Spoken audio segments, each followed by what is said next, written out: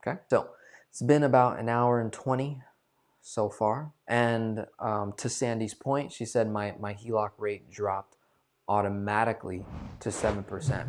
So some banks will reduce your HELOC rate.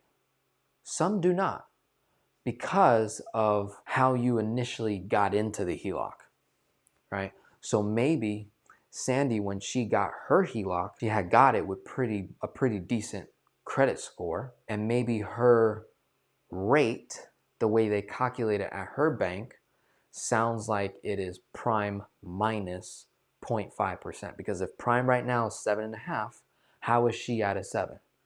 That can only mean one thing. That means the bank calculates the rate of the HELOC prime minus 0.5%. And the only way she got that is by having good credit. So she either had excellent credit when she got in, or at least good credit 720 or higher.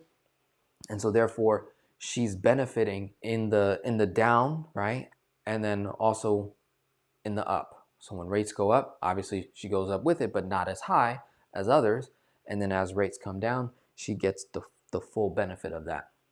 Whereas if you're someone that, say, didn't follow my rules and you kind of went with a big bank, got yourself a HELOC in the second position with, I don't know, Bank of America, Chase, Citi, Wells, one of those guys, with not the best credit, now you have a HELOC that's prime plus 2.5%. So even though rates are 7.5, your HELOC is at 9.5 or 10.5, your rate's not going down. It stayed the same. Does that make sense? Because rates were as high as 8.5 or 8.75. And so if you were at a prime plus 2 or prime plus 1, chances are they just kept you there. They just kept you at 10.5. It just stayed there. So even though rates came down, they just kept you there. That happens. That honestly does happen. And you'd have to call the bank to see if you can benefit in the downward of it. But everything is based off credit initially going in, which is why I always tell everyone on my videos, read between the lines, read the little fine print at the end, read all the disclosures and the terms, because chances are, like, if we jump into it, go with the first HELOC, it's probably not the best one. Could have been a better option, right? Sandy says, I shopped around with credit unions only. Wonderful. So in Sandy's case, most likely I'm staying at that bank. For me to take a risk, go through the headaches of having to switch banks, for the what if of potentially getting an intro rate and then just being at the same rate anyways, not going to be beneficial for her to switch. But anyone right now, say 9.5% or higher, double digits or higher, and you've kind of been there, you've been rocking and rolling, you know, doing velocity banking with it, and your credit improved, let's consider getting something compared to what Sandy has. Because 7% is a lot better than 10.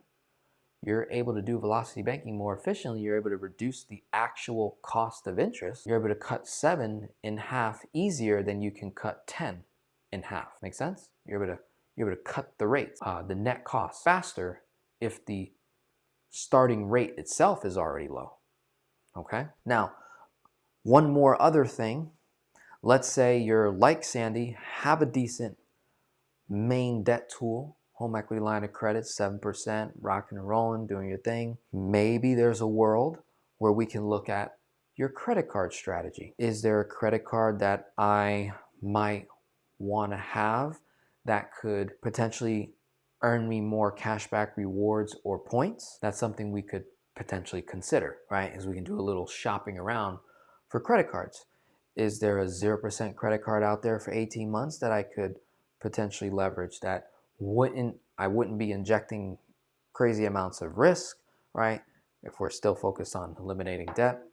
But something like that also moves the needle when you've got your main debt tools, your HELOC or your personal line of credit, and then your secondary tool is your credit card, which is what's being used to run all your bills and expenses, and you pay it off each month, and you're getting points or cashback rewards.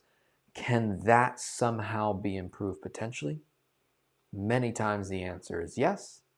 Just by switching the card to a new institution with a new statement credit of $200, $500, $600 for spending $3,000 or more in the first 90 days, 0% on purchases for 15, 21, 24 months. That's not bad at all. I enjoy doing that. Now let's say you are debt-free. Let's say you're debt-free or and you've got healthy cash flow, 1,500, okay? You start opening up a different world in the credit card game that's worth looking into, worth considering, which is the pay to play, right?